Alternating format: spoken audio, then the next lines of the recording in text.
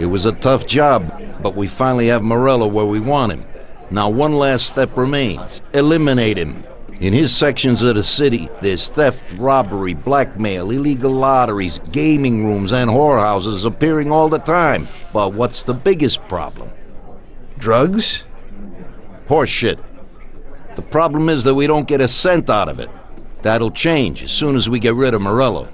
His organization will collapse, and all those small-time cheats, thieves, and criminals will kill each other without anybody over there to maintain order.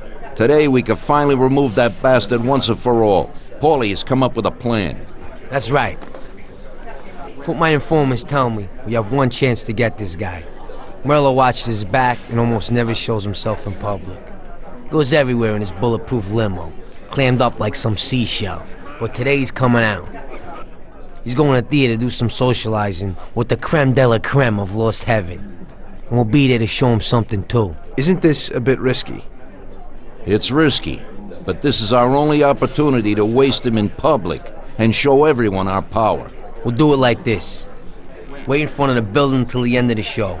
People will start coming out, so there'll be a lot of confusion. With Morello trying to make his way out, his guerrillas won't have much of a chance to notice us before we hit him. Make sure you don't draw any attention to yourselves, so no shooting. Pull your weapons when you see him. I hope I still recognize him. Shouldn't be hard. Morello likes to wear his white suits. Not many people wear them these days. Each of you get a Thompson or Lupara from Vincenzo. Wait out in front of the theater on Central Island until Morello comes out. Then go to it. The performance ends at 9 o'clock, so make sure you're there on time. It should work out fine, so don't come back without his head. Okay, boss, let's get to it.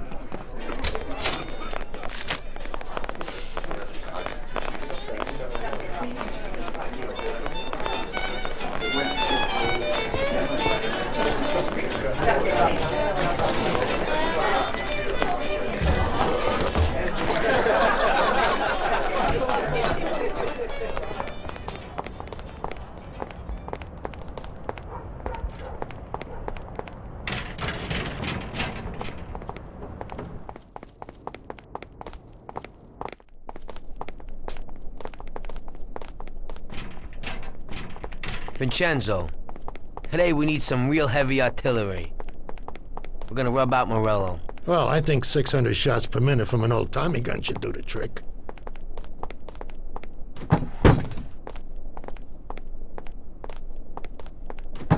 At the same time, we could stick to the ancient ways and use a more traditional Sicilian weapon for a job of this size.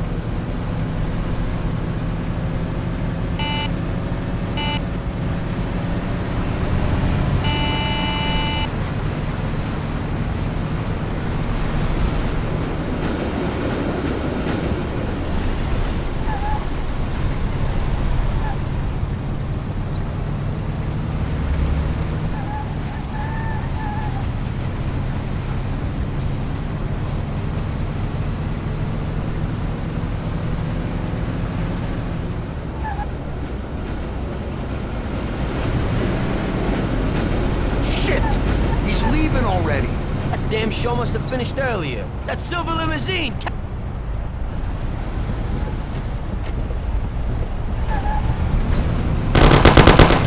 do it, I have children!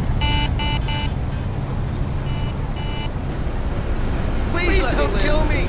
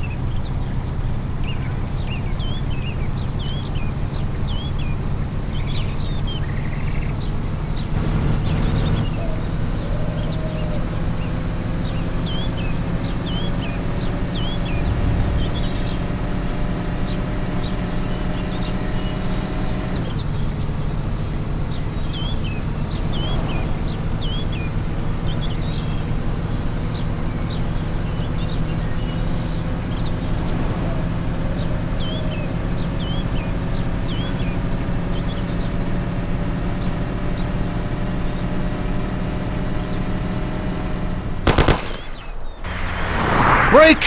Hit the brake!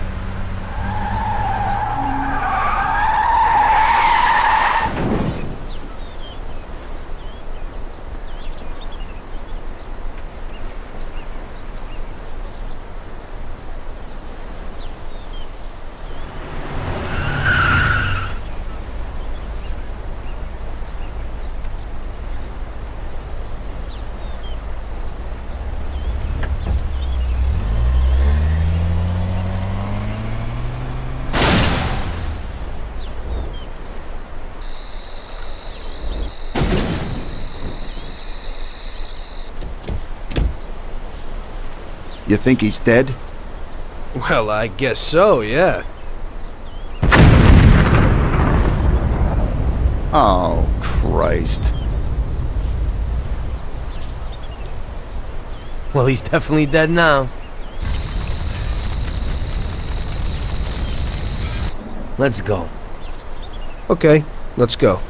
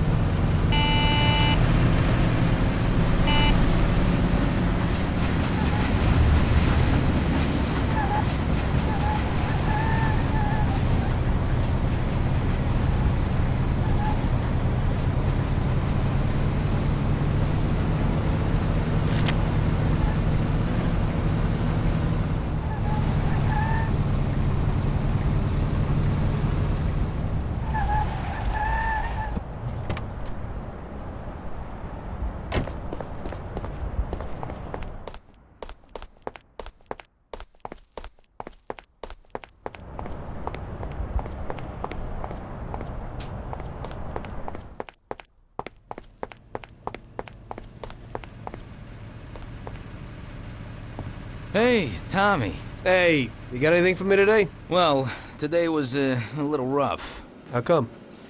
You know, the guys left the car here that was involved in a chase with the cops, and, I kinda need to get it out of here fast. Why didn't they dump it themselves? Oh, well, we had a deal worked out with them, but, it was meant to be a sure thing, and it didn't work out. They were a little pissed, so they left it here. What's in it for me? A lovely German sports car. That's worth the risk. I'll do it. What can I do? It's pretty simple. Take the car to the cliffs outside of town and dump it in the sea. Cool. But if the coppers spot you, there'll be trouble, so you gotta shake them. Okay.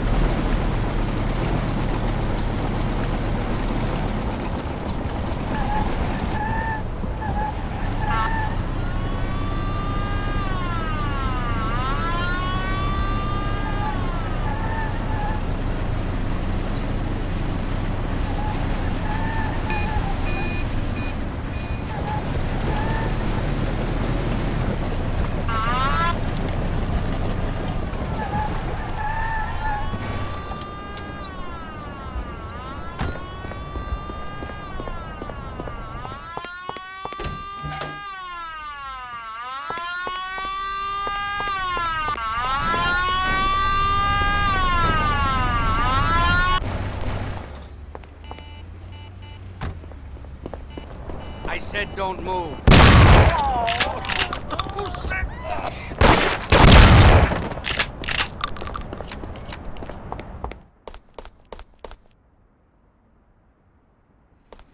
Okay, where's the car? That guy came in for it a while ago and drove off. But he said he was going for dinner at Roy's Grill. It's downtown. It's just a little way from Pepe's restaurant. Hey, if you hurry, you'll still find a car there. What's going on? Today's Customer Appreciation Day? This one's an exception. He owes me big time. I did a bunch of jobs for him and I haven't seen $1. God knows what he does, but at the same time, he acts like a classy guy. This way, he pays his debts and I pay my debt to you. You better get going. Right, thanks.